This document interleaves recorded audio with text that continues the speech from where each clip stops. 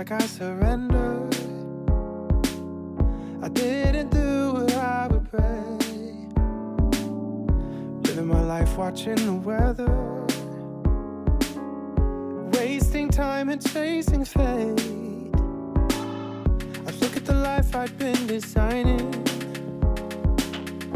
waiting around for my breakthrough. But I'm pushing my dreams to the side of me, 'cause they can't love me like you do. I give you my all, I give you my all, and I'm not running anymore. I give you my all, I'm giving you all of me, all of me. Oh, I give you my all, yeah, I'm not running anymore. Oh, I give you my all, I'm giving you all of me, all of me. Father, I need you to search my heart, coming on back to surrender. Show me where to start, yeah. All I want is to be abiding, 'cause you show me a different view. What I had was less exciting,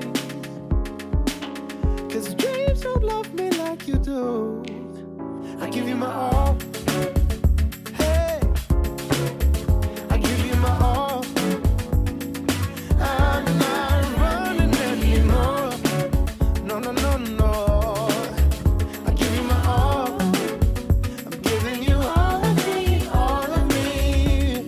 Oh, I give you my all, and I'm not running anymore, no, no, no, no. I give you my all, I'm giving you all of me, all of me. 'Cause why would I make plans, push away your hands? Cosas que nos gustaría que sucedieran y por algo el Señor no permite que sucedan. ¿Sí están aquí, hermanos? Porque algunos los veo distraídos. Sí, hay que poner atención. Los niños en su asunto y nosotros en nuestro asunto, ¿verdad? Es que el zaguán todavía no lo cierran. Sí, pero el zaguán está allá y acá estamos con los adultos. Amén. Y la otra, además de que hay cosas que quisiéramos que pasaran y no suceden, hay cosas que suceden que no quisiéramos que sucedieran y el Señor dice, va a suceder. ¿Y qué crees, hijo? Te va a doler. El Señor ha permitido cosas que nos duelen, hermanos, ¿cómo ve? Y que no nos dan ganas de decirle gracias, nos dan ganas de reclamarle, nos dan ganas de decirle, ¿y por qué a mí? Si sí estoy haciendo lo que me estás encargando. Sí, ¿verdad? Sí estamos buscando al Señor. Bueno, luego yo veo que ¿qué cree, hermano?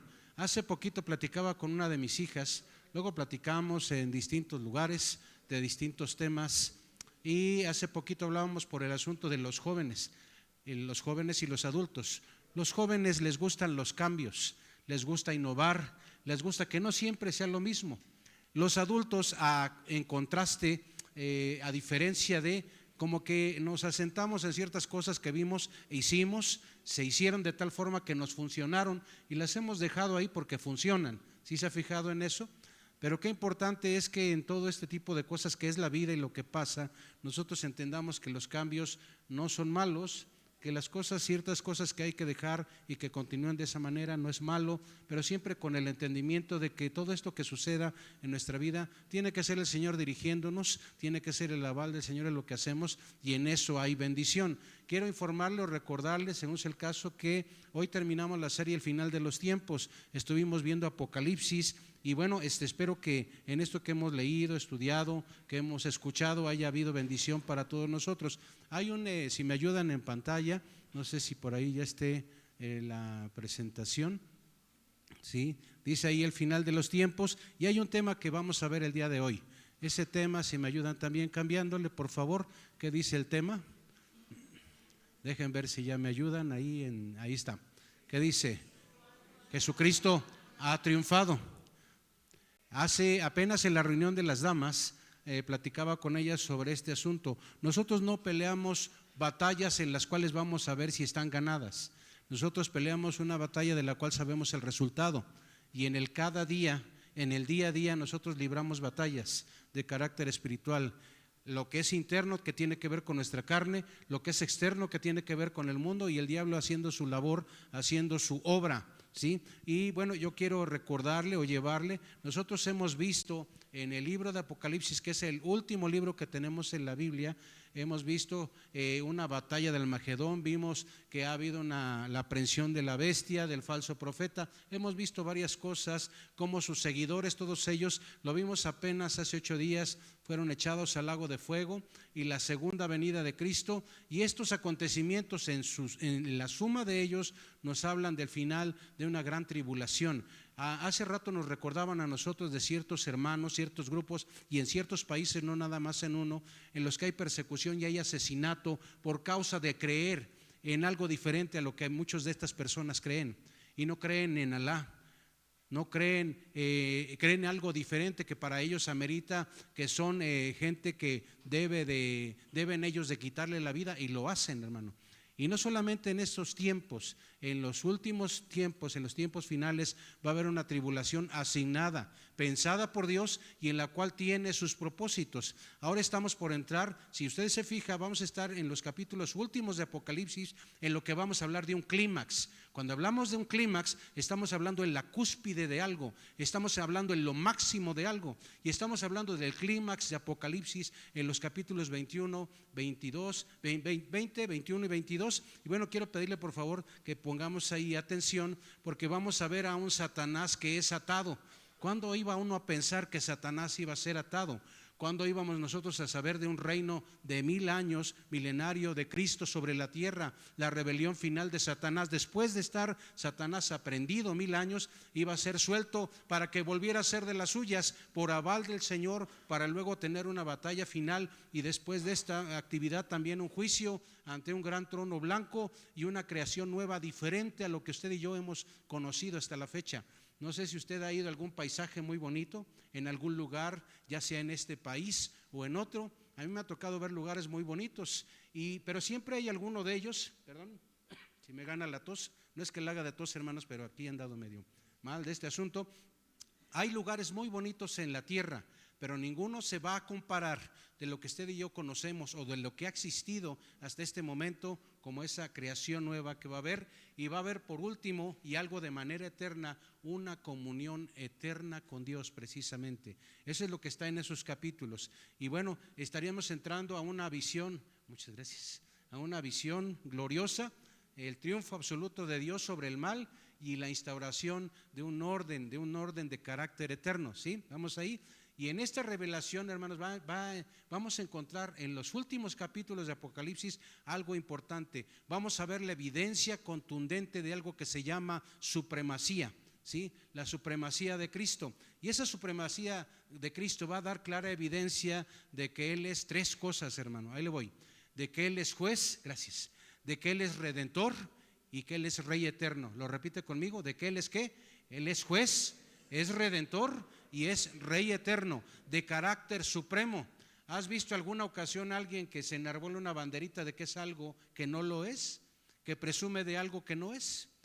Y contrastantemente, ¿has visto a alguien que no presume de algo que es, pero que sin embargo tiene algún tipo de abolengo, algún tipo de lugar de supremacía en alguna situación de Estado, en alguna situación de gobierno? Hay de todo tipo de personas, pero vamos a entrar ahora a lo que se le llamaría el reino milenial y la derrota de Satanás. Sí, vamos a esperar que ahí nos ayuden con el reino milenial y la derrota de Satanás. ¿Por qué aparece esta imagen? Vamos al 21 de Apocalipsis, vaya conmigo. Vamos a intentar avanzar porque poco tiempo tenemos, pero esperemos que nos dé, ¿sí? Búsquelo por favor, Apocalipsis 1. Mientras yo destapo mi pastilla que me dieron, discúlpeme, pero me va a ayudar, ¿verdad? Gracias. 21 de Apocalipsis. Y dice la palabra de la siguiente manera: vi a un ángel que dice que descendía del cielo con la llave del abismo y una gran cadena en la mano. Cuando se menciona aquí el ángel en el Apocalipsis, La mayoría de gente que se dedica a esto dice que probablemente es el arcángel Miguel, que cuando nosotros lo leemos en la Biblia, el arcángel Miguel ha sido uno de los que le ha puesto el Señor en una situación de adversario de Satanás. Entonces no le ha tocado a todos. Si nosotros hablamos de ángeles, hablamos de arcángeles, sabemos que los arcángeles están hechos y posicionados por Dios para ciertas actividades de carácter como que de mayor magnitud, ¿sí? Y dice que descendía del cielo con la llave del abismo y una gran cadena en la mano. Y nosotros vemos que Satanás y sus demonios ¿se acuerda usted que ellos fueron expulsados del cielo? ¿Estamos de acuerdo? Ellos fueron expulsados del cielo al inicio de una rebelión original. Pero ¿qué cree, hermano? Se dice en la teología que ellos todavía, incluyendo a Satanás, ¿sabe que Satanás nos va a acusar? ¿Sabe que esa es su chamba? Pero Satanás no está en todos lados y Satanás tiene la opción de acercarse al Padre e ir de chismoso. ¿Sabe cuándo hace eso? ¿Cada cuándo lo hace? De acuerdo a lo que dice la Biblia, todos los días. Y no se cansa el ingrato de acusarnos. Fíjese, y hay acceso para ellos todavía. Pero cuando usted, si se va tantito y de rápido a Apocalipsis 12:9, se va a usted dar cuenta de lo siguiente: esa entrada a partir de Apocalipsis 12:9 les va a ser negada en el cielo, incluyendo a Satanás. Él ya no va a poder llegar allá y andar de acusador y andar con sus cosas, no se podrá acercar más al cielo. Y dice que ese ángel, que se supone que pudiese ser el arcángel Miguel, lleva las llaves del abismo. Y cuando nosotros vemos la palabra abismo, ese lugar aparece en lo que es libro de Apocalipsis, aparece 7 veces. Y ha sido ese lugar de abismo conceptuado donde los demonios han sido encarcelados mientras llega su sentencia final. Fíjese que por alguna razón no conocida para nosotros, hay demonios que todavía están trabajando aquí para Satanás en el mundo, y hay demonios que ya no están, hermanos, que ellos están ahorita en el lugar de ese abismo. ¿Se acuerda usted de ese tiempo que no es una parábola, es un suceso que sucedió, que pasó en la Biblia en Mateo 8:28, que habla de esos gadarenos que llegaron ahí? Y dice que ellos dijeron, cuando se encontraron con Jesús y le rogaron, le dijeron, oye, ¿sabes qué, Jesús? No nos eches fuera, dice, permítenos ir a aquel hato de cerdos. ¿Se acuerda? Porque si usted se fija, fueron sacados de estos gadarenos, fueron enviados al hato de cerdos o a los cerdos que estaban ahí, que no eran pocos, y después de eso fueron despeñados. ¿Se acuerda? Y después de eso, ¿qué hicieron los demonios? Quién sabe, pero se conceptúa que no fueron enviados al abismo. Porque estando en ese lugar, ¿qué cree? Es un lugar que demonios están ahí, no pueden salir y están esperando la condenación final en el lago de fuego. ¿Hasta ahí va conmigo? Ahora vamos a Apocalipsis 22. Todo esto es bien interesante, hermanos, pero la verdad, le decía a mi esposa, cuando yo estoy estudiando Apocalipsis, termino un poquito con dolor de cabeza porque tiene muchas cosas implicadas en ello, pero es hermoso cuando sabemos quién es Dios, cuál es su poder, cuál es el destino del justo, cuál es el destino de que no está escrito su nombre en el libro de la vida. Y todo esto nos debe de emocionar, pero también confrontar, de saber que necesitamos estar al pie del cañón, necesitamos estar buscando a nuestro Señor. Y Apocalipsis 2:2 dice: y prendió al dragón. ¿Quién prendió al dragón? El ángel prendió al dragón, la serpiente antigua, que es el diablo y Satanás, y lo ató, ¿qué dice? Por 1000 años. Y cuando dice prendió, del griego krateo, quiere decir, ¿qué hizo el ángel? Dice, porque el ángel del que estamos hablando es fuerte, es poderoso y es el que prevalece. Esas características tiene ese ángel, de acuerdo al griego. Y dice, cuando encarcela a Satanás, a sus demonios, fíjese, y va a alterar todo esto, lo que es el tiempo previo a ese milenio. Es decir, Satanás es apresado, esos demonios son apresados, y comienza un tiempo en que no está ese ejercicio, no está su influencia de aquellos en el mundo. ¿Y por qué? La influencia de ellos es una influencia de carácter destructivo, es una influencia de mal, y será quitada de las áreas de la vida humana y del pensamiento de los seres humanos. Pero me llama la atención algo, si usted se fija, el versículo dice, y prendió, ¿qué dice? Al dragón, la serpiente antigua, que es el diablo, y Satanás. Y como ahí hay una consonante, yo pudiese pensar que es el diablo y aparte Satanás, pero no. Está hablando del mismo personaje, pero con ciertas características que me llamó la atención a la hora de conjuntar todo, porque dice el dragón. Cuando habla del dragón en Apocalipsis, que está mencionado en Apocalipsis 12 veces, dice, se asemeja a la fiereza y crueldad de un dragón, la postura y personalidad del dragón, pero dice serpiente antigua. Cuando dice serpiente antigua se refiere a la aparición de Satanás en el jardín del Edén, aun y cuando algunos comentaristas actualmente le quieren dar otro énfasis, se refiere a él cuando provocó a tentación a Eva. Dice también que es diablo, y cuando hablamos del significado de diablo, quiere decir que es el acusador, ¿sí? Que es el acusador, padre de mentira. Todos los días, dice, somos acusados por este personaje. Y aparte dice Satanás. Y Satanás está en la Biblia 53 veces, esa palabra Satanás, que es enemigo y que es adversario. Y dice, el ángel aprisionó por 1000 años al que es fiero. Fíjese, el significado de este versículo, cuando dice de distintos nombres al diablo, está diciendo, el ángel aprisionó por 1000 años al que es fiero y cruel, el que hace pecar a la humanidad desde el principio, el que es falso acusador y el que es nuestro enemigo. Está tremendo, hermanos. Ese es el significado de ese versículo. Y algo que a mí me llamó la atención cuando se habla de Satanás en el Apocalipsis, y para que usted y yo como pueblo de Dios lo entendamos, está diciendo Satanás, fíjese, su actuación de Satanás no se basa en su poder. Ahorita que hemos visto todos estos días en que la gente no se cansa, hermanos, de poner ofrendas, de comprar cempasúchil, de poner en las ofrendas sal, de poner agua, de poner flores en las entradas, infinidad de cosas. Todavía a la fecha la gente no entiende, porque la gente no lee la Biblia, porque no se da su tiempo para aprender de las palabras que tienen vida eterna, que están haciendo acciones propias de idolatría, de aquellas cosas que Dios condena, y que si sigue en ese mismo camino, dice que hay un destino de un fuego eterno para aquellos, y todavía no se entiende. No se quiere entender, o hay gente que les ha influenciado de tal manera que no lo quieren entender.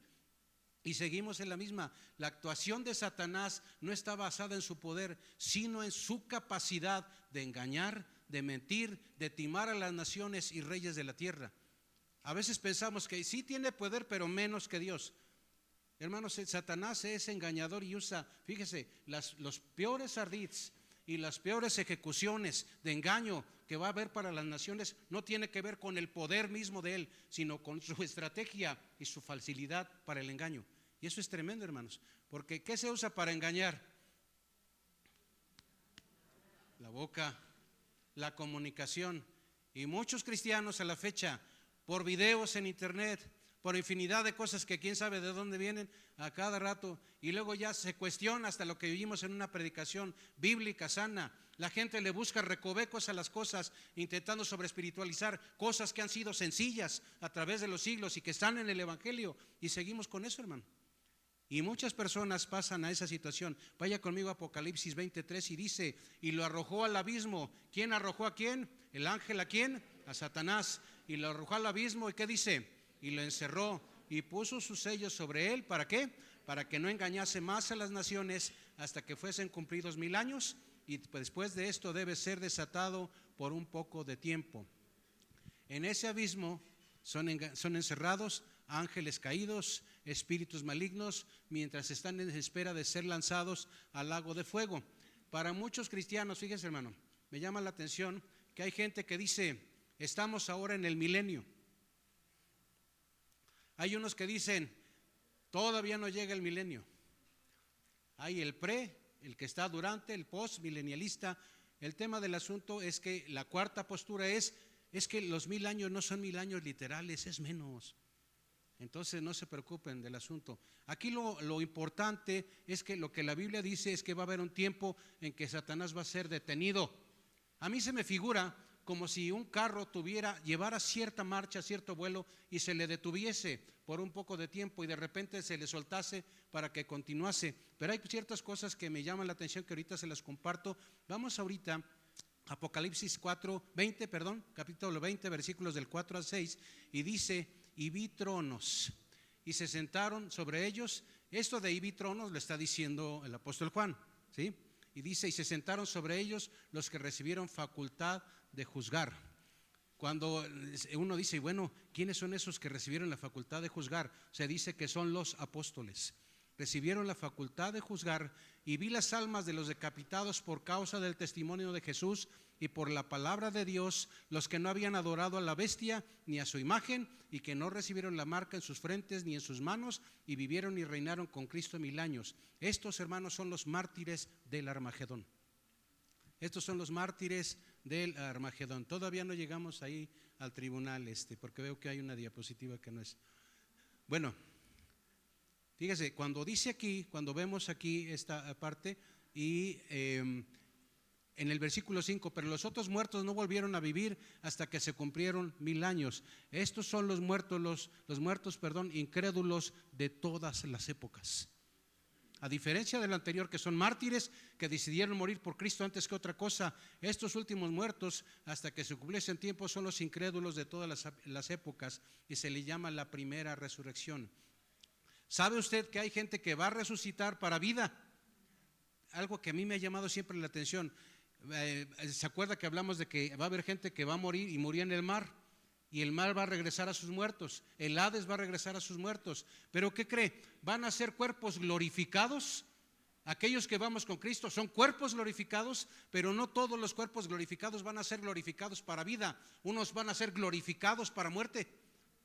Y yo dije, ¿y cómo para qué glorificarlos? Es un asunto del Señor, ¿verdad? Hay muchos e infinidad de comentarios, pero el tema es que algunos van a ser glorificados para muerte, es decir, para ser lanzados a un lago de fuego en el cual se va a sufrir de eternidad a eternidad, hermanos.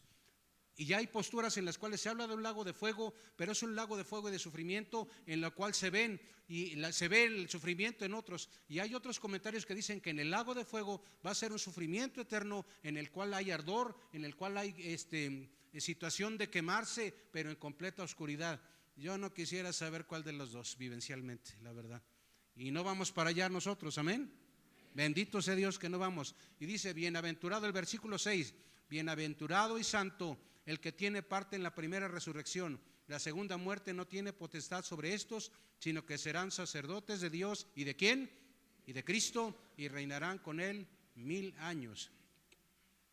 Este versículo 6 en Apocalipsis es la quinta de 7 bienaventuranzas mencionadas ahí en Apocalipsis. Los que resucitaron para vida no experimentarán la muerte eterna ni separación eterna. Serán entonces, dice aquí, sacerdotes de Dios y reinarán con él 1000 años. Pero ahora me voy al versículo 7. Cuando los 1000 años se cumplan, ¿qué dice ahí? Yo luego me preguntaba, ¿y por qué? Pues ya estaba amarrado, ¿no? Está ahí tan fácil, ya amarrado, pues ahora el lago de fuego y se acabó. No, el Señor dice, fíjese, hermano, hay cosas que a mí me impactaron a la hora de estarse metiendo. Dice, cuando los 1000 años se cumplan, Satanás será suelto de su prisión. En este momento, fíjese, imagínense un Satanás, algunos le dicen el chanclas, ¿verdad? No sé por qué, pero bueno, imagínense al chanclas o al Satanás encerrado 1000 años y no le dieron chance en esos 1000 años de hacer su chamba. ¿Cómo creen que esté? Está pero en una posición en la cual odia a Dios más que nunca, hermanos. Escuche esto, le odia más que nunca. Será liberado y encabezará un movimiento rebelde. Algunos dicen que las generaciones, esto es lo que a mí me llamó la atención, las generaciones de aquellos que estuvieron en el milenio y que estuvieron en ese tiempo gobernando Cristo y todo lo demás, aún así va a haber gente, hermanos, que va a decidir volcar su corazón a los engaños de Satanás y sus demonios, y van a ser aquellos que se van a sumar a él después del milenio, hermanos. Y eso es tremendo, porque aún ya a pesar de ver la gloria, la paz, imagínense un mundo sin el diablo haciendo su labor, ¿cómo es? Otro nivel. Pero va a haber gente que a pesar de eso, las generaciones de los que fueron después de esos 1000 años, imagínense cuántas generaciones son en 1000 años, pues no sé. El tema es que esas generaciones van a seguir a Satanás, va a ser el liberado, y van a estar con él en ese movimiento rebelde, van a amar el pecado, tendrán un carácter perverso y van a rechazar a Cristo. Y el versículo 8 dice, y saldrá a engañar a las naciones que están en los 4 ángulos de la tierra. Cuando dice en Apocalipsis los 4 ángulos de la tierra, está refiriéndose a toda la tierra, a toda la tierra. a Gog y a Magog, a fin de reunirlos para la batalla, el número de los cuales es como la arena del mar. Cuando dice el ejército de Gog y de Magog, es el nombre dado a ejércitos rebeldes, enemigos del Señor de los tiempos antiguos, y su número es incontable. Todos aquellos se van a sumar, y dice el 9, y subieron sobre la anchura de la tierra y rodearon el campamento. Cuando habla de ese campamento que rodean para atacar, hermano, está hablando en el griego de perembolé, que quiere decir el campamento militar. Va a haber gente a la defensa que sabe que Satanás está atacando y va a estar ahí puesto para la última defensa. Estarán alrededor de la ciudad amada llamada Jerusalén. Es decir, que después de la batalla de Armagedón va a haber la batalla final después de esos 1000 años, y se va a defender esa ciudad, la ciudad santa de los santos. Y dice Jerusalén, ahí está el trono del Mesías, fíjese, el centro del mundo milenario. Y Dios descendió, y dice, y de Dios, estamos en el versículo 9, y de Dios, ¿qué descendió? Fuego del cielo y los consumió. Y algo que a mí me llamó la atención, teológicamente hablando, esto no se llama batalla, hermano, se llama ejecución. ¿Cuánto le costará al Señor mandar fuego del cielo? Estos están rebeldes y ¿qué creen? Con su palabra solamente fuego del cielo. Y dice, esto no está conceptuado como guerra, está conceptuado, como dijimos, una ejecución. Simplemente descendió fuego del cielo y los consumió. Y dice el versículo 10, y el diablo, ¿qué dice? Que los engañaba, fue lanzado en el lago de fuego y azufre, donde estaban quienes ya, la bestia y el falso profeta. Y aquí dice que va a suceder, y serán atormentados día y noche por los siglos de los siglos. ¿Quién se ha quemado alguna vez? No por lo que dijo, sino con la lumbre. ¿Sí? ¿Qué se siente? Imagínate estar quemados, algo que quisiera yo entender, pero no hay manera. Un cuerpo glorificado que murió sin Cristo, es resucitado para luego ser presentado, entregar cuentas, salió desaprobado y es lanzado al lago de fuego y estar sufriendo por los siglos de los siglos. Es decir, no hay final de ese sufrimiento. Hay cosas que no se trata, hermanos, como los temas de fe lo son, no se trata de entenderlos para tomar conjeturas, tomar posiciones y decir si está bien o no. En los temas divinos que tienen que ver con Dios, o es un tema de fe que creo en Él, me ciño a su voluntad, le obedezco y sé que voy a estar con su misericordia y su favor con Él, o la otra parte que no es la deseable, ¿no? Dice, Satanás es lanzado del lago de fuego, donde está la bestia, el falso profeta. ¿Qué cree? El falso profeta y la bestia ya llevan ahí más de 1000 años. Ya había pasado tiempo. Ya llevan ahí más de 1000 años y todos serán atormentados. Cuando dice eternamente y cuando habla de la magnitud, habla sin descanso, sin tregua, de manera eterna. Y vaya conmigo tantito, por favor, y regreses al capítulo 14 y vamos al versículo 9. Y ahí nos va a dar una referencia que a mí también, y obviamente hay muchas cosas que llaman la atención de Apocalipsis. Apocalipsis 14, versículo de 9 al 11, y dice, ¿sí están conmigo? Y el tercer ángel lo siguió diciendo a gran voz, si alguno adora a la bestia y a su imagen y recibe la marca en su frente o en su mano, él también beberá del vino de la ira de Dios, que ha sido vaciado puro en el cáliz de su ira. Y dice, y será atormentado con fuego y azufre delante de los santos ángeles y del Cordero. Y el humo de su tormento sube por los siglos de los siglos y no tiene reposo de día ni de noche. Los que adoran a la bestia y a su imagen, ni nadie que reciba la marca de su nombre. Alguien ha dicho, estar en el infierno es la ausencia de Dios. Esto dice lo contrario. Dios ya no está con ellos, no está en el corazón de aquellos hombres. Pero dice aquí que el Cordero y los ángeles son testigos de ese sufrimiento. Y el humo, dice, sube ¿qué? Por los siglos de los siglos. Y yo voy a decirle derecho, hermano, a las cosas. Yo dije, ¿por qué? Y la respuesta está en la Biblia. Ay de nosotros si tenemos en poco una salvación tan grande. Dura cosa es caer en manos de un Dios vivo. Y ahí está. Y ahí está. El cáliz de la ira de Dios, la copa de la ira de Dios, contenida por generaciones, por miles de años, aquellos que dijeron con la actitud, con su postura, a veces con sus palabras: si Jesús murió en una cruz, a mí me interesa muy poco, yo sigo con mi vida. Eso es tener una salvación tan grande en muy poco. Y el resultado tremendamente, increíblemente y eternamente doloroso es eso que estamos nosotros escuchando. Y dijera yo no desearía que alguien llegara ahí, ni al que fuera mi enemigo. El cristiano no debe tener enemigos, ¿verdad, hermanos? ¿No, verdad? Pero hay algunos que sí quieren hacerse nuestros enemigos, ¿verdad? Eso ya es su asunto, ¿verdad? Eso no va con nosotros. Vamos adelante y dice, vamos al punto 2. Ahora sí era hacia diapositiva. El tribunal de Cristo. El tribunal de Cristo, fíjense, hermanos, es el juicio ante el gran trono blanco. Y cuando nosotros vamos a estos versículos que continúan, describen el juicio final de todos los incrédulos de todos los tiempos. Y alguien dijera: ¿cuánto tardará eso? ¿Cuántos incrédulos irán al castigo eterno, hermanos? De acuerdo a la Biblia, porque la puerta es estrecha y angosto es el camino, que dice, que conduce a la vida eterna, que dice, y pocos la hallan, pocos transitan ahí, que dice, pero ancho, y ancho es espacioso, ancho es el camino, es la puerta que conduce ¿a dónde? A la perdición, a la condenación. Y dice, muchos transitan por ahí, muchos entran por ahí, ¿sí?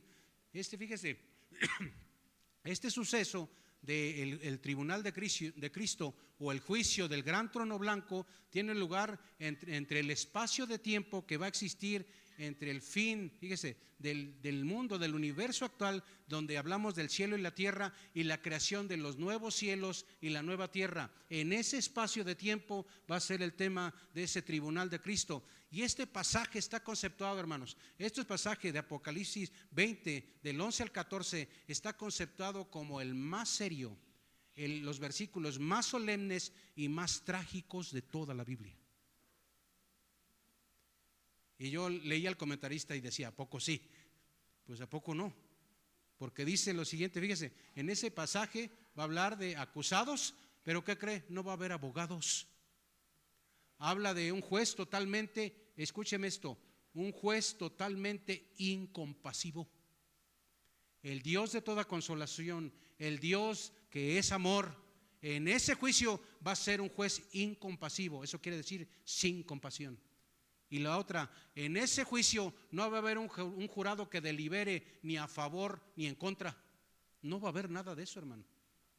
Y Apocalipsis 20:11 dice: y vi un gran trono blanco. Cuando en la Biblia habla de un gran trono blanco, es un trono de un tamaño muy grande, de color blanco, brillante, elevado, puro y santo. En el mundo no ha existido un trono así. Y al que estaba sentado en él, es decir, Dios es el que está ahí sentado, ¿sí? Y acuérdense de algo, ahí está Dios. ¿Y dónde va a estar Jesús? Pues ahí mismo, ¿sí? Porque Jesús dijo: yo y el Padre, ¿qué? Uno somos. Dice, estaba sentado en él, de delante del cual huyeron la tierra y el cielo, y ningún lugar se encontró para ellos. Y cuando vaya conmigo, alguien que lo busque rápido, segunda de Pedro 3:10. Segunda de Pedro 3:10 al 13, y vamos a ver qué va a suceder con ese mundo que nosotros conocemos, aquí donde usted y yo estamos plantados, donde nos vamos de vacaciones, todos esos lugares que nos atraen tanto, ¿sí? ¿Qué va a pasar con esos lugares? Segunda de Pedro 3 del 10 al 13 dice así, para que le avancemos: pero el día del Señor vendrá como ladrón en la noche, en el cual los cielos pasarán con gran estruendo, y los elementos ardiendo serán, ¿qué dice? Deshechos, y la tierra y las obras que en ella hay serán quemadas. Puesto que todas estas cosas han de ser deshechas, ¿cómo no debéis vosotros andar en santa y piadosa manera de vivir, esperando y apresurándoos para la venida del día de Dios, en el cual los cielos, encendiéndose, ¿qué dice ahí? Serán deshechos, y los elementos, ¿qué dice? Siendo quemados, ¿qué dice ahí? Se fundirán. Pero nosotros esperamos, según sus promesas, cielos nuevos y tierra nueva, en los cuales mora la justicia. El destino del mundo que usted y yo conocemos, la creación, la naturaleza, la palabra le conceptúan, va a ser descreada. Y yo me rascaba la cabeza: ¿a poco sí? Esto indica, hermano, que el Señor va a desaparecerlo, literal. lo va a desaparecer para dar lugar a esos nuevos cielos y esa nueva tierra. Y hay algo aquí, vamos al versículo 2, hermano, y dice: y vi a los muertos grandes y pequeños de pie ante Dios, y los libros fueron abiertos, y otro libro fue abierto, el cual es ¿qué? El libro de la vida, y fueron juzgados los muertos por las cosas que estaban escritas en los libros según sus obras. Para este tiempo, hermanos, fíjese, ya no va a haber pecadores con vida como la conocemos. Ya los libros están ahí escritos y tienen detallada la vida de cada uno de los hombres. Ahí están escritos los pensamientos, nuestros pensamientos, las obras buenas, las obras malas. Están escritas las palabras que dijimos, las que fueron para animar, para exhortar, las que dijimos nada más porque no teníamos que hacer y fueron dichas sin pensar, todo eso. Y está el libro de la vida. El libro de la vida tiene un contenido solamente, el listado de todos los redimidos. Este libro tiene una característica importante: es imborrable. Es imborrable. Y escuche lo que dice Daniel 7, versículos 9 y 10. O si quieren buscarlo, Daniel 7, 9 y 10. Habla de esto de una manera impactante. Dice: estuve mirando hasta que fueron puestos tronos y se sentó un anciano de días. ¿Quién es ese anciano de días? Dios, cuyo vestido era blanco como la nieve y el pelo de su cabeza como lana limpia. Su trono llama de fuego y las ruedas del mismo fuego ardiente. Un río de fuego procedía y salía de delante de él. Millares de millares le servían y millones de millones asistían delante de él. El juez se sentó y los libros fueron abiertos. Está tremendo, hermanos. Y regresamos a Apocalipsis, al versículo 13, como estábamos ahorita. Y el mar entregó a los muertos que había en él, y la muerte y el Hades entregaron a los muertos que había en ellos, y fueron juzgados cada uno según sus obras. A mí me han preguntado: pastor, ¿qué pasa si me incinero? Pues yo creo que yo le decía en broma, pues le va a costar trabajo al Señor recoger aquello para cuando vaya a transformar tu cuerpo. No, no pasa nada. Hay gente que piensa que al incinerarse, a diferencia de ser sepultado, incinerarse es pecado. No es, delante del Señor no le es ningún problema ninguna de las cosas que sucedan.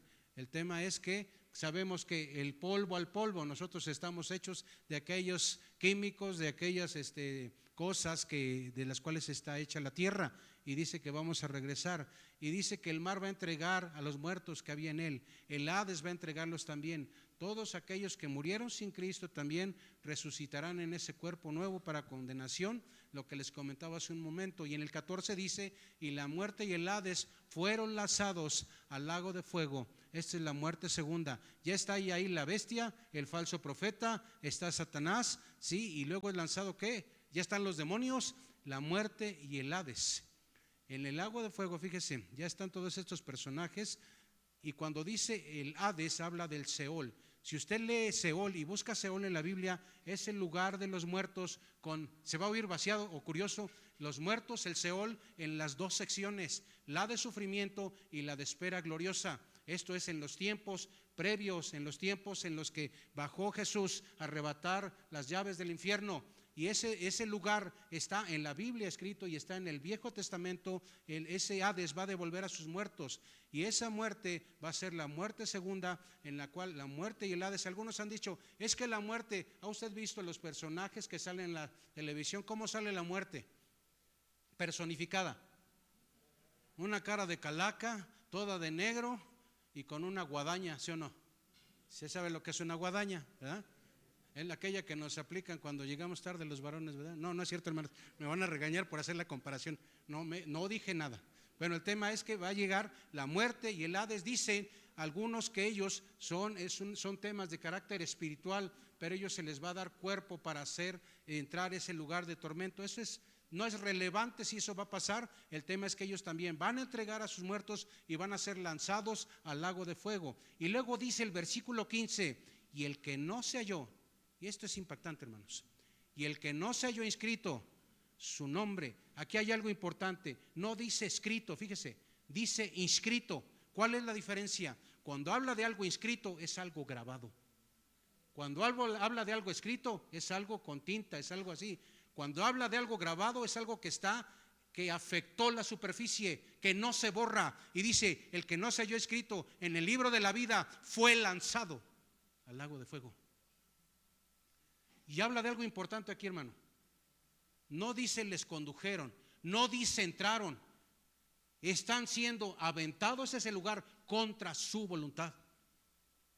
No es que deseen llegar ahí, no es que no estén viendo lo que están, hacia donde van. Son lanzados contra su voluntad a un lugar que ellos decidieron llegar. Y es algo tremendo. Los que fueron hallados indignos, su nombre no apareció en el libro de la vida, serán lanzados en el Jena. Le llaman así, lago de fuego significa Jena. Y hay tres significados en la Biblia para esto, que es importante que usted y yo los conozcamos. Jena, primer cosa, es lugar del Viejo Testamento ubicado al suroeste de Jerusalén, donde los israelitas adoraban, quemaban a sus hijos, fíjese, para ofrecerlos a ídolos. Eso es lo primero. Ahí quemaban a sus hijos para ofrecerlos. Jena, otro significado, en los tiempos de Cristo, fíjese, es donde las personas fuera de Jerusalén arrojaban la basura y la quemaban. Era un fuego constante que hacían esto, no había el municipio, hermanos. Y ahí aventaban la basura, la quemaban, había un mal olor, había gusanos, estaba no muy lejos de la ciudad. Y eso no se menciona mucho en la Biblia, pero ese lugar existía. Ahí a veces la gente se acuerda de los que crucificaban. No todos los que crucificaban los sepultaban como a Jesús, hermano. Algunos en el Jena, en la parte exterior de Jerusalén, los tiraban en ese lugar y los quemaban. Ese es el segundo significado del Jena. Y el otro tiene que ver con ese lago de fuego. Ay, hermanos, esto como que tensa, ¿verdad? Como que te pone así en una situación. Señor, ten misericordia, porque esto que le estoy diciendo y que estamos leyendo aquí, esto no es Walt Disney, hermano. Esto no es Fiona o esas cosas, ¿verdad? No es nada de esto, esto va a suceder. Pero viene el tercer punto, dice un cielo nuevo y una tierra nueva. Para ese tiempo los pecadores de todos los tiempos, tanto demonios como humanos, Satanás, el falso profeta, el anticristo, se encuentran en el lago de fuego y están en una permanencia eterna. Dios para este tiempo ha creado entonces un nuevo universo y va a ser la morada eterna de los redimidos. ¿Qué será pisar un lugar así? ¿Cómo será el pasto de ahí, hermano Porfi? ¿Cómo será el clima de ahí? No tiene mucho, fui con un joven, me acompañó y fuimos a una parte alta de aquí de Naucalpan. He ido ahí con mi familia y yo dije, aquí para respirar aire puro. Y yo falsedad, hermanos, estaba ya el clima, el smog y todo lo demás, no se veía ni la ciudad. Y bueno, pero en ese lugar no va a haber smog, no va a haber nada de eso. Va a ser un lugar excelente, va a ser perfecto. Apocalipsis 21, del 1 al 4, estamos en el otro, dice, vi un cielo nuevo y una tierra nueva, porque el primer cielo y la primera tierra pasaron, ya sabemos qué pasó, y el mar ya no existía más. Si usted se fija en la Biblia, no dice un cielo nuevo, una tierra nueva y un mar nuevo, no. El mar dice adiós. ¿Por qué cree? Cuando vemos nosotros el significado del mar en la Biblia, representa el mal. Me llama la atención porque en el mar, de ahí comemos, ¿verdad? Los mariscos y todas esas cosas que hasta se hace agua a la boca, pero ahorita no es tiempo de eso, ¿verdad? En la nueva creación solo habrá cielo y nuevo y tierra nueva. Al no haber mar, el ciclo hidrológico ya no va a estar. ¿Cuál es el ciclo hidrológico? Antes decían que era sólido, líquido, gaseoso y ahora le insertaron gelatinoso, creo, ¿verdad? Pero bueno, ya no entramos en eso. Y dice el versículo 2 del capítulo 21, y yo, Juan, ¿qué dice? Vi la santa ciudad, la nueva Jerusalén, descender del cielo de Dios, dispuesta como una esposa ataviada para su marido. Desciende la ciudad de Dios.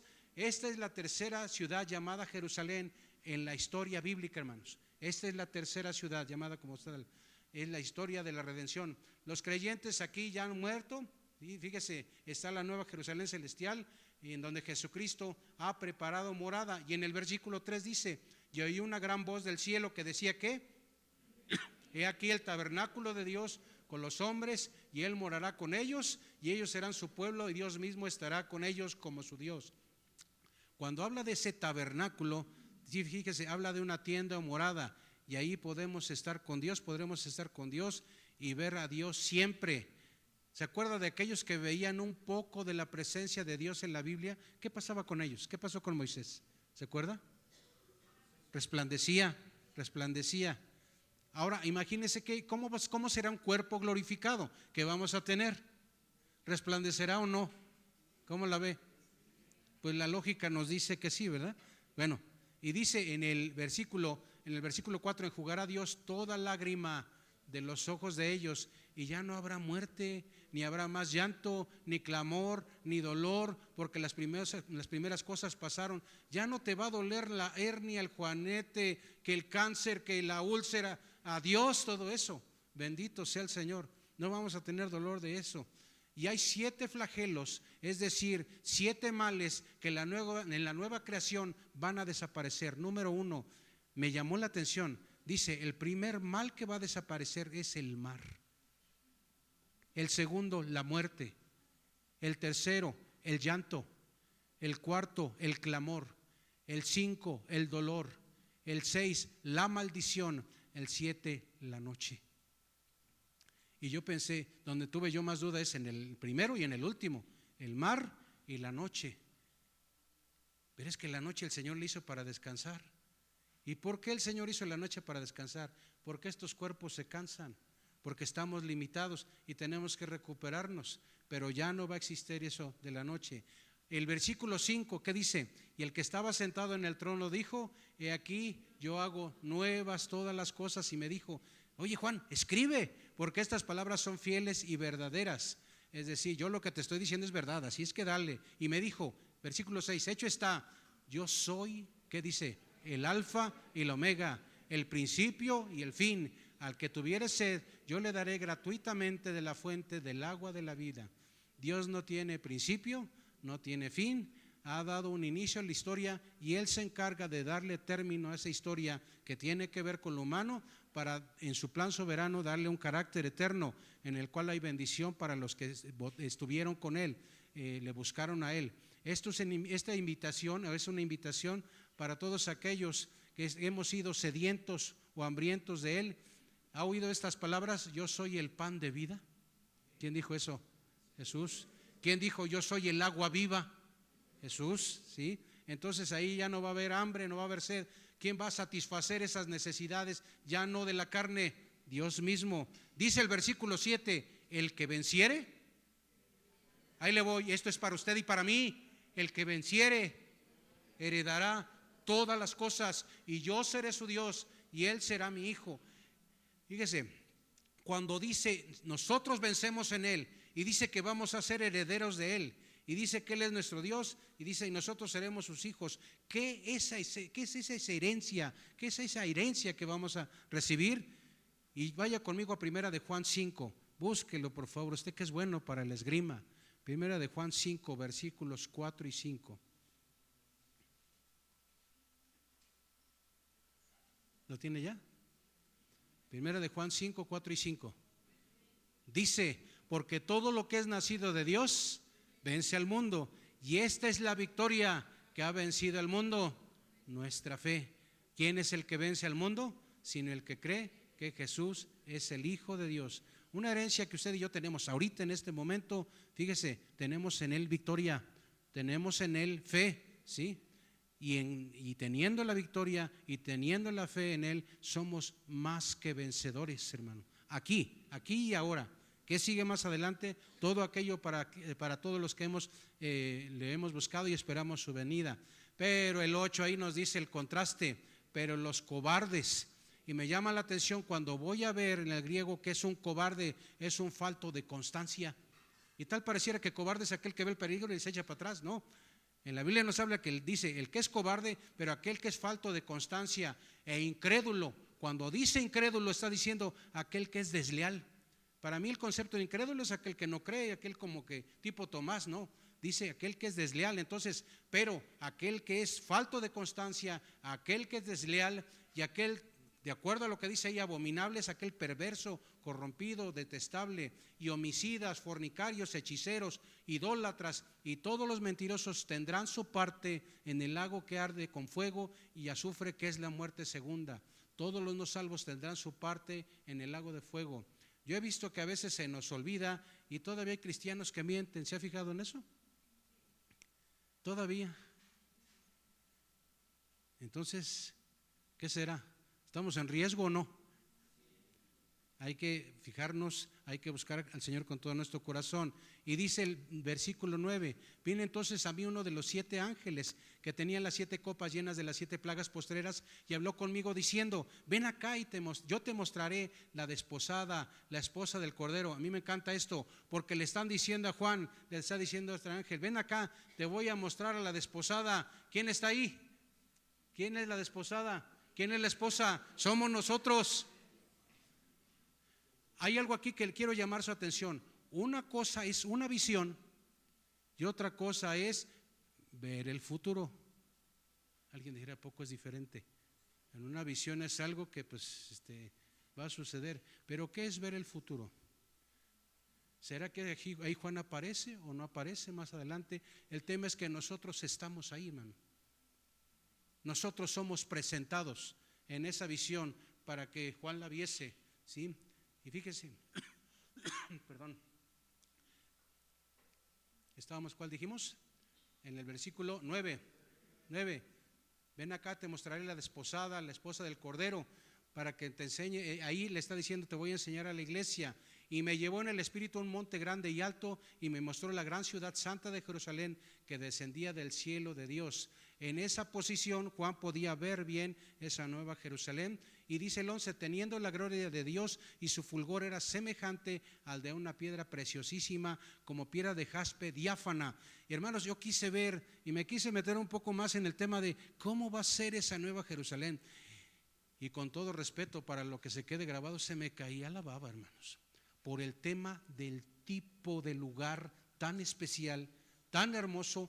No se ha visto eso jamás. Y le voy a decir por qué. Dice: como piedra de jaspe diáfana. Diáfano quiere decir que deja pasar la luz, la deja pasar perfectamente. Ahí va un pero, en el buen sentido, pero tiene un color, ¿sí? Como es cristal. Dice: la apariencia de esto es la de un diamante transparente, perfecto, de color, algunos dicen verde brillante, y se esparce por todos los cielos y por la nueva tierra. Dice el versículo 12: tenía un muro grande y alto con 12 puertas, y en las puertas, ¿qué dice ahí? 12 ángeles y nombres inscritos, que son los de las 12 tribus de los hijos de Israel. Y al oriente 3 puertas, al norte 3 puertas, al sur 3 puertas, al occidente 3 puertas. Me hizo esto ruido. ¿Se acuerda usted cuando estaba el campamento y estaba el tabernáculo? ¿Se acuerda cómo acomodó el Señor a las tribus? 3 al norte, 3 al occidente, ¿sí se acuerda? Entonces dicen los que dicen que saben, a la mera hora el Señor nos va a decir: ustedes luego ni sabían, pero ahí estaban hablando. Pero bueno, le hacemos la lucha, ¿verdad? Y dice, fíjese, dice que en este acomodo, en esa gran ciudad, al oriente van a estar Judá, Isaacar y Zabulón, al norte Dan, Aser y Neftalí, al sur Rubén, Simeón y Gad, y al occidente Efraín, Manasés y Benjamín, en aquel lugar. Y dice: y el muro de la ciudad tenía 12 cimientos, y sobre ellos los 12 nombres de los 12 apóstoles del Cordero. Estos 12 cimientos se dice que son los cimientos apostólicos, sobre los cuales Jesús encargó a aquellos que se llevase el evangelio, ¿sí? Entonces tiene sus nombres ahí. Y me llama la atención el 15: el que hablaba conmigo tenía una caña de medir de oro para medir la ciudad, sus puertas y su muro. Esa medida de ellos era de 3 metros. Era una medida convencional y era una medida muy usada, y el material era de oro. La ciudad se halla establecida en cuadro, y su longitud es igual a su anchura, y él midió la ciudad con la caña 12,000 estadios. Dice que son promedio 2,220 kilómetros hacia acá, 2,220 kilómetros hacia allá y 2,220 kilómetros hacia arriba. Pero ahí no se ponen de acuerdo. Unos dicen que es como un cubo lo que aparece en su imagen, otros dicen que es como una pirámide que tiene 2,200 y tantos, 2,200 y tantos, y una altura 2,200 y tantos, pero en pirámide. Algunos opinan eso, pero yo no comparto mucho eso. Más bien es el tema que pareciera un cubo. Y el 17 dice: y midió su muro 144 codos de medida de hombre, lo cual es de ángel. Fíjese que algunos dicen que esos 144 codos, que hablando de metros son 64 metros, es el grosor de los muros de la Nueva Jerusalén. Y alguien dijera: ¿para qué tan grueso? El Señor yo creo que no nos va a contestar eso, pero no pasa nada. El material de su muro era de jaspe, un material, como un diamante transparente de color verde brillante, pero la ciudad era de oro puro, semejante al vidrio limpio. Y cuando habla de oro puro, semejante al vidrio, no es el oro que usted y yo conocemos, hermano. No es eso. Dice que es transparente, irradia la gloria de Dios y es un lugar transparente. Y no faltó en los comentarios que decía, ¿y la privacidad? Señor, ¿y la privacidad? Perdón, pues allá no va a haber problema con eso, ¿está de acuerdo? Entonces, no faltó quien le quería dar sus cachetadas al que preguntaba sobre la privacidad.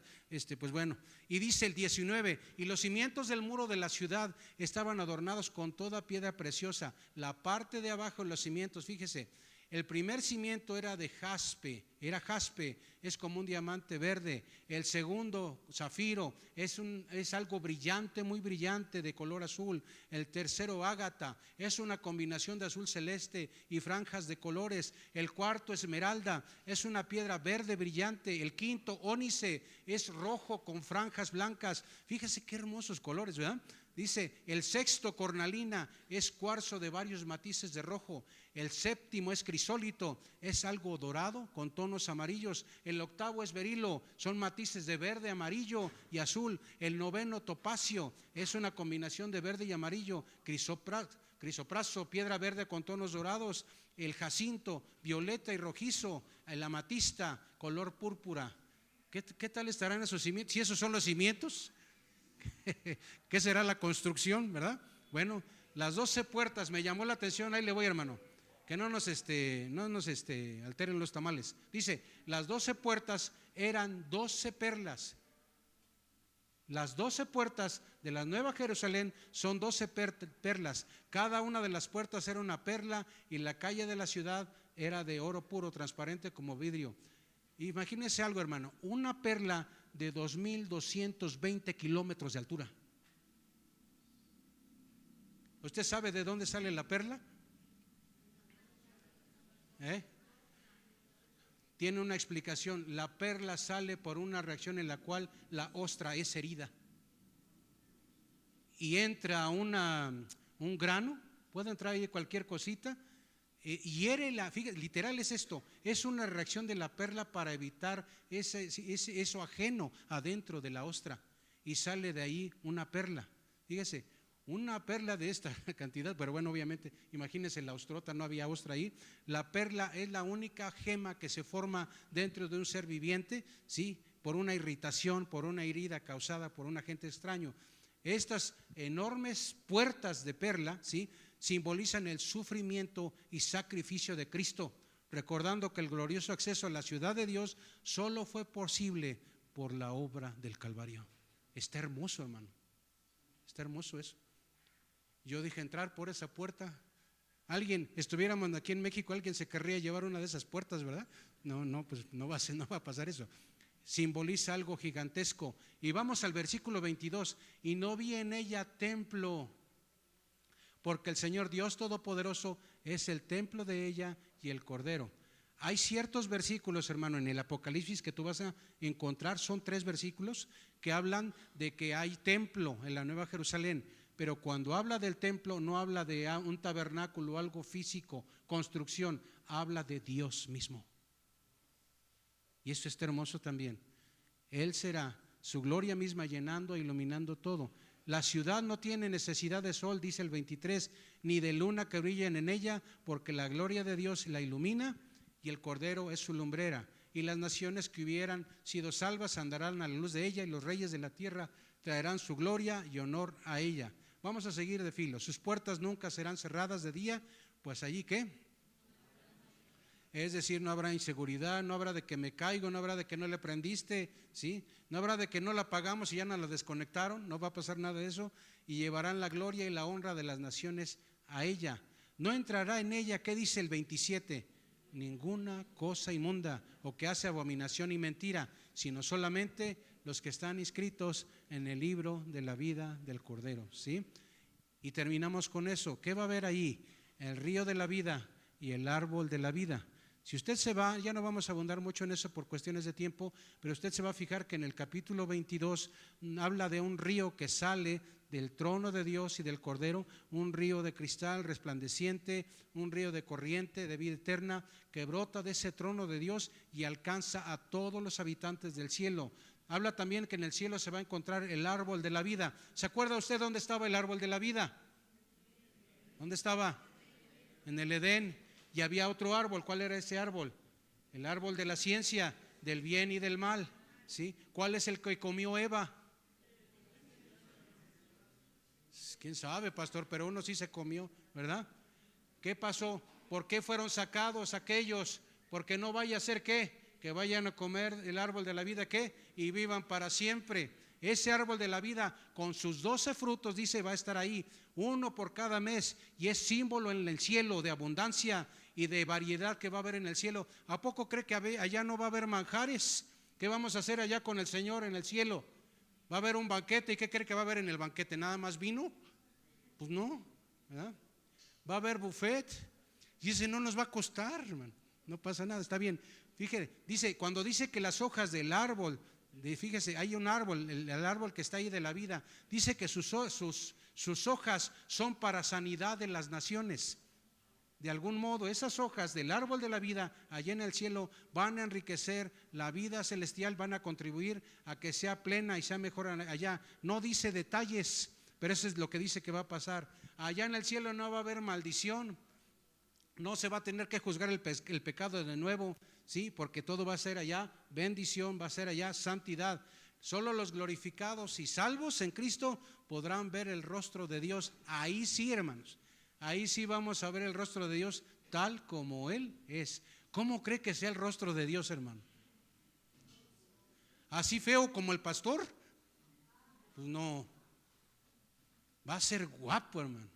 Brillante, no hay manera de describirlo para que me explique yo, ¿sí? Y la venida de Cristo, y vaya conmigo, concéntrese porque esto es muy importante. Apocalipsis 22:7. He aquí, vengo pronto, bienaventurado el que guarda las palabras de la profecía de este libro. La sexta bienaventuranza de Apocalipsis me dice, tú eres dichoso y tú eres bendecido si guardas las palabras de este libro. Y me voy al versículo 11 que dice, el que es injusto, sea injusto todavía. El que es inmundo, sea inmundo todavía. El que es justo, practique la justicia todavía. Y el que es santo, santifíquese todavía. Y cerramos con estos versículos. ¿Qué dice el 12? He aquí, yo vengo pronto, y mi galardón conmigo, para recompensar a cada uno según sea su obra. El Señor nos va a recompensar. Algunos dicen, es que las obras no, ya estamos en Cristo y ya hay que hacer obras. Hay que hacer nuestra labor como resultado de vivir en Cristo. Algunos yo veo que por la manera de vivir la vida en Cristo, como que todavía hay engaño en eso. Ya soy salvo, ya no pasa nada. Ni evangelizamos, ni servimos en la iglesia, no tenemos ministerio, llegamos tarde al culto, no nos apura el tema de llegar tarde a la oración. Y a veces hay que pensar, hermano, acuérdese, por sus frutos se les conocerá. Hay que tener cuidado porque podemos llevar una vida de años, escúcheme esto, podemos llevar una vida de muchos años asistiendo a una iglesia. Por eso, ¿qué cree que va a pasar cuando dice la Biblia, no os conozco hacedores de maldad? Pero si en tu nombre, no está escrito, pero ¿sabe qué va a decir ahí también? Pero si en tu nombre yo fui a la iglesia, pero si en tu nombre hice yo muchas cosas en la iglesia, en tu nombre hicimos convivios, hicimos tantas cosas. Y el Señor, ¿qué va a decir? No os conozco hacedores de maldad. Y hay que, hermanos, tomar muy en serio esto. El que está en Cristo y por sus frutos se les conoce, le urge, escúcheme esto, le urge servir a su Señor, le urge compartir la palabra, le urge estar a lo que el Señor diga. Y tenemos que atorarnos, detenernos y meditar en esto y regresar a esa senda antigua que nos habla la Biblia, y en la cual debemos de buscar al Señor con todo nuestro corazón y servirle genuinamente con todo nuestro corazón. El que da testimonio de estas cosas dice, ciertamente vengo en breve, amén, yo digo amén, y aquel que escribió, usted conmigo, amén, ven Señor Jesús. ¿Puede ponerse de pie, por favor?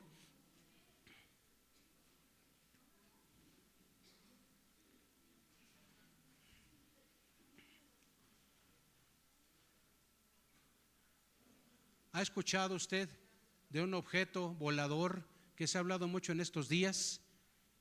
Que decían que era una nave. Sí, ya ni me acuerdo el nombre, está tan larguísimo el nombre que ni me acuerdo. Que es una nave espacial que llegó al sol y que venían a invadirnos y todo lo demás. ¿Se ha oído eso?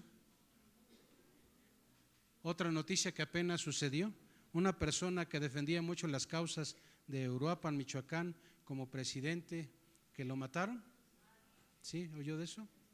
Nuestro mundo sigue de cabeza, hermanos, y seguirá de cabeza. ¿Cómo irán las personas si no hay quien vaya y les predique?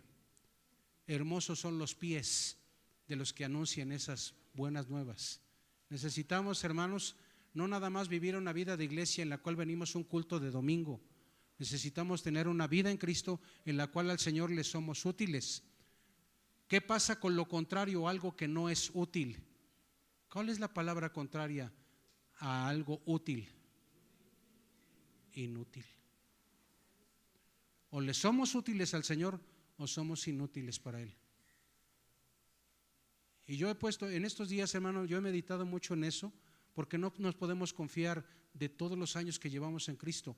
Cada día en Cristo debemos de librar nuestras batallas y debemos en Cristo salir victoriosos y debemos ser útiles para el Señor como su iglesia.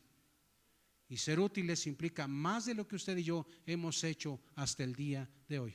Vamos a dar gracias por la palabra del Señor y digámosle al Señor que toque nuestros corazones para que seamos aquellos que cuando toque llegar a esos lugares de bendición estemos listos, hermano.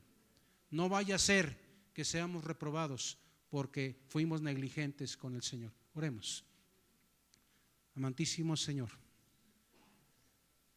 te damos gracias en esta mañana. Gracias por tu palabra. Tu palabra, Señor, que nos anima, también nos hace pensar mucho en lo que va a suceder, de lo que vamos a ser librados, pero también nos hace entender, mi Dios, que necesitamos valorar todo lo que tú eres, Señor, y has hecho por nosotros, y lo que es necesario, lo que nos toca hacer, hacerlo con responsabilidad, hacerlo con amor, porque se trata de ti, a quien servimos. Se trata, Señor, de aquello que está en tu palabra, que nos dice que al Señor tu Dios adorarás, a Él solo servirás. Hay muchos distractores, hay muchas cosas afuera y en distintos lugares y en nuestra vida misma que quieren distraernos, que jalan nuestra vida y que necesitamos, Señor, ubicarnos. Necesitamos que tu Espíritu Santo nos guíe para que en el día a día seamos fortalecidos en ti, dice tu palabra, y en el poder de tu fuerza. Ayúdanos, Señor. Enséñanos a hacer tu voluntad y que seamos practicantes fieles de ella cada día. Bendice a mis hermanos, bendice a sus hijos, bendice a nuestras familias que venimos aquí a tu casa el día de hoy. Permite que seamos, como lo dice tu palabra, constantes, creciendo en tu obra siempre, sabiendo que todo lo que hacemos para ti no es en vano. Te damos gracias, Señor. Si hay pecados, si hay cosas que no hemos entregado, si hay tristezas que no hemos entregado y que estamos cargando con ellas, te pedimos perdón. Y te rogamos, Padre, restaure nuestra vida, levantes nuestra vida en victoria y ayúdanos a correr con gozo esa carrera que tenemos todavía por delante. Te damos gracias y lo pedimos todo en el nombre poderoso de tu Hijo Jesús, nuestro Señor y nuestro Salvador. Y todos decimos amén. Démosle una ofrenda de palmas al Señor, hermanos. Dios les bendiga. Gracias.